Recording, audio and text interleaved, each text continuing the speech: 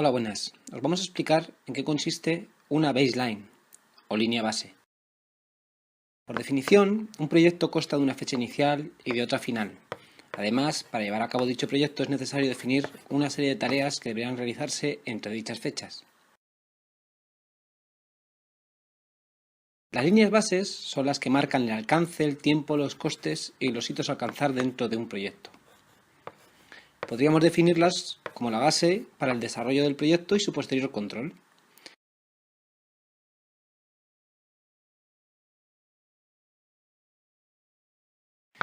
Se crean en la fase de planificación, generalmente mediante un proceso iterativo en el cual se realizan todas las modificaciones necesarias.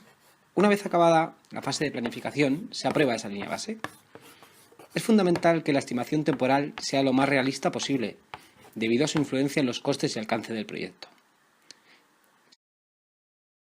Si en el transcurso del proyecto es necesario modificar la línea base, se debe contar con la aprobación de los implicados en el mismo, como el cliente, los inversores o el personal que realiza el proyecto.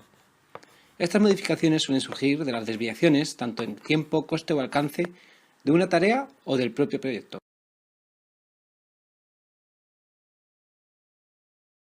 Otra importante característica de las mismas es que nos permiten, una vez finalizado el proyecto, identificar las partes del mismo donde mayores desviaciones se han producido y así poder corregirlas en futuros proyectos.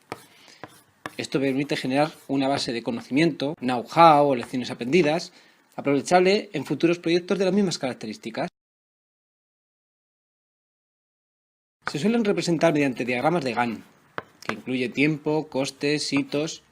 Existen múltiples herramientas para generar dichos diagramas, de los cuales citaremos dos: el conocido Project de la suite de Microsoft Office y la herramienta Planner del mundo del software open source.